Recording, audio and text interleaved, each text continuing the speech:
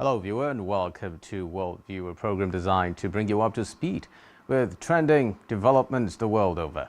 My name is Xavier Roberts, reaching you live from Muyo, the Akwa Ibom State capital.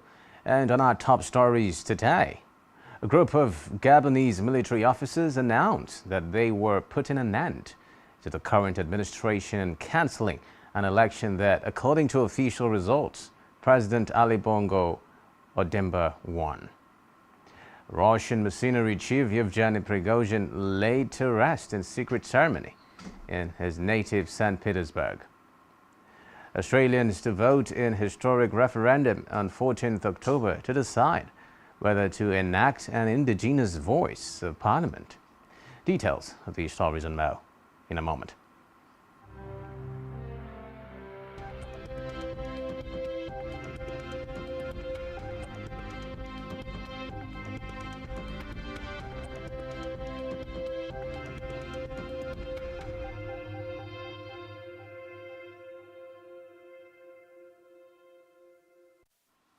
First on Worldview today, a group of Gabonese military officers have announced that they were putting an end to the current administration and cancelling an election that, according to official results, President Ali Ondimba won.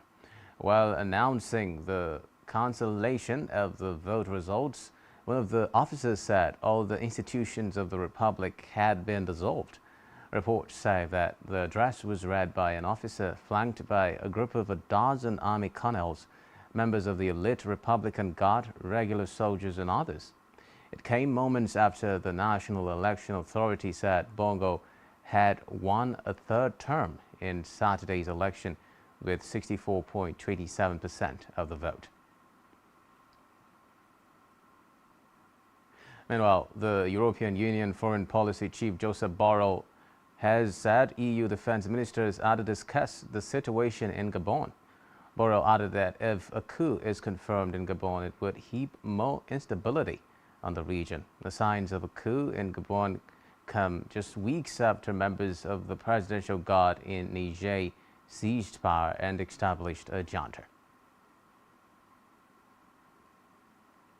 Moving on now, the United Nations has said that an exemption request for relief supplies to the Niger Republic has been submitted to the Economic Community of West African States.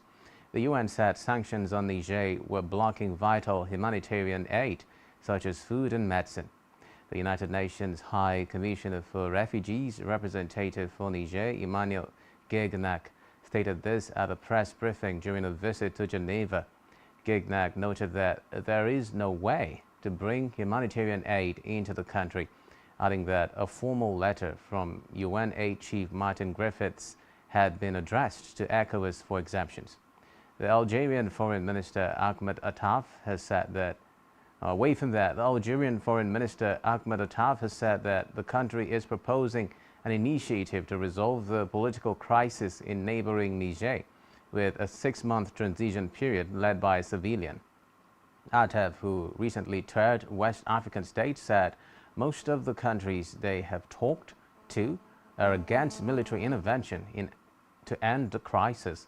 Recall that President Mohamed Bazoum was ousted on July 26 in a military coup led by the former commander of Niger's Presidential Guard, Abdurrahman Chiani. New leaders in the Economic Community of West African States, ECOWAS, have said that they would keep all options on the table for a peaceful resolution to the crisis and ordered the activation of an ECOWAS standby force to restore constitutional order in Niger. Algeria has repeatedly said it was against military intervention, pointing to the chaos that followed NATO action in Libya in 2011 during its uprising against longtime leader Muammar Gaddafi. Elsewhere, Zimbabwe's main opposition has called for fresh elections after its presidential candidate lost to incumbent Emmerson Mnangagwa in a vote it lashed as flawed and illegal. The Citizens Coalition for Change, CCC, urged the African Union, AU, and Southern Africa's regional bloc to help mediate a solution to the crisis that followed last Wednesday's vote. The CCC's deputy spokesman, Ostalos Siziba, told a press conference in Harare that Zimbabwe needs a fresh and broad and proper election to exit the current crisis. According to official results announced late Saturday by the Zimbabwe Electoral Commission, Mnangagwa, aged 80, won a second term with 52.6% against 44% from the CCC's Nelson Chamisa, aged 45. Failed to meet the standards as articulated by SADC, the African Union, the European Union, and all the observers that were observing this election.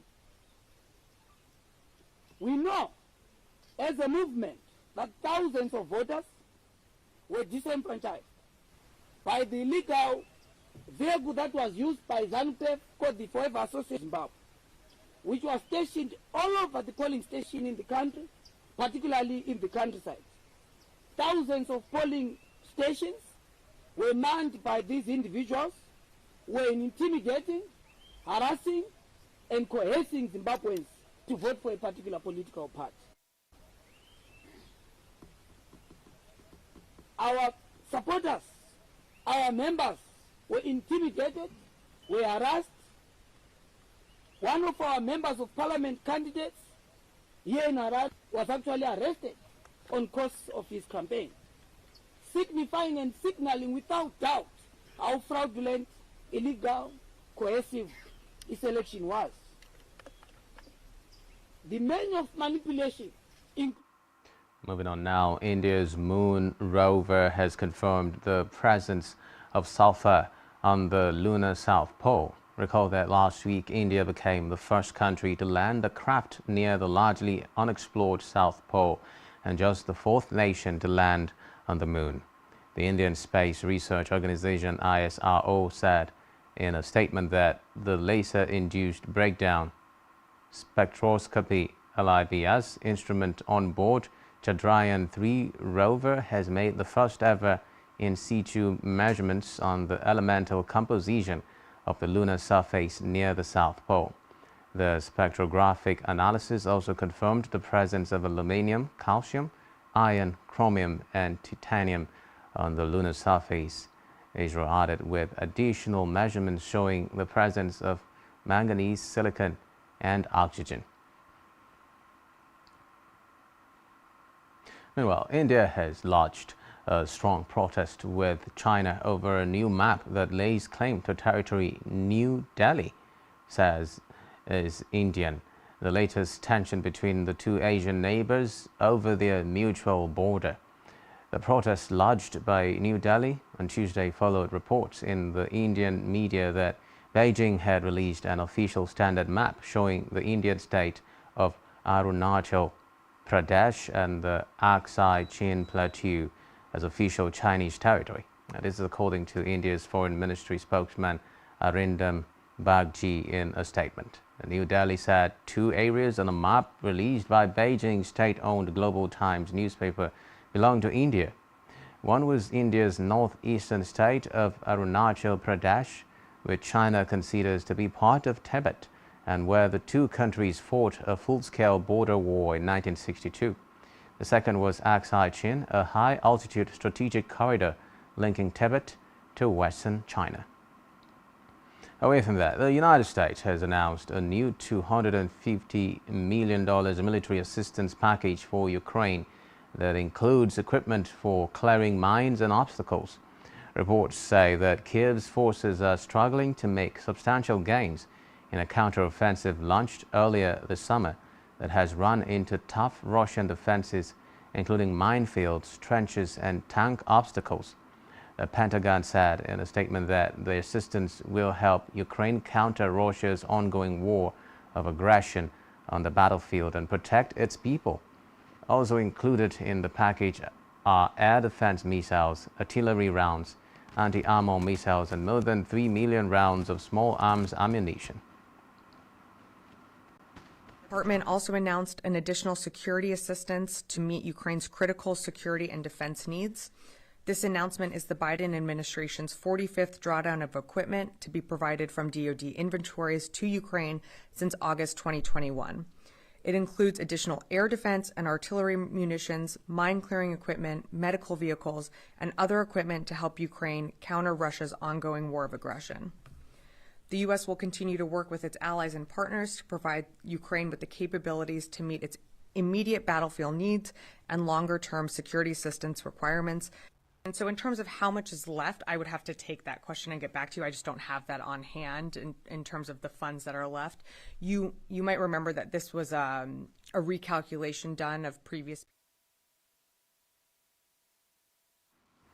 Meanwhile, Russian mercenary chief Yevgeny Prigozhin was killed in a plane crash 2 months after staging a short-lived mutiny, has been laid to rest in a secret ceremony in his native St. Petersburg. He was believed to have been buried at the Porochokskoye cemetery amid heightened security after his firm said a private ceremony had been held for the warlord in a closed setting. Prigozhin's press service only said that a private ceremony had been held for Prigozhin, who held the title of the Hero of Russia, the country's top honor. The cemetery located on the northeastern outskirts of St. Petersburg. In the meantime, Russian Foreign Minister Sergei Lavrov will host his Turkish counterpart for a 2-day visit beginning Thursday, after Ankara's top diplomat held talks with Ukrainian officials last week. Turkish President Recep Tayyip Erdogan is also due to visit Russia soon for talks with President Vladimir Putin on reviving a deal allowing safe grain shipments across the Black Sea. Maria Zakharova, Russia's foreign ministry spokeswoman, told reporters that Lavrov and Hakan Fidan would discuss the situation in the region, particularly in Ukraine, Syria, Libya, Transcaucasia. And according to reports, Erdogan has used his good relations with Moscow and Kiev to try to bring the two sides into formal peace talks. A NATO member, Turkey, helped negotiate the only major agreement signed by the warring sides since the start of the conflict last year, a deal to ship grain from 3 Ukrainian ports across the Black Sea. Moving on now, Australians will vote in a historic referendum on 14th October to decide whether to enact an indigenous voice to Parliament. If approved, the vote would recognize Aboriginal and Torres Strait Islander people in the country's constitution and establish a permanent body for them to give advice on laws. The proposal is the subject of fierce debate in Australia. The country has not had a successful referendum in almost 50 years. For it to succeed, a majority of Australians need to vote yes. There also needs to be majority support in at least 4 of Australia's 6 states. The composition, functions, and powers of the body whose advice would not be binding would then be designed and debated by the Parliament, announcing the poll date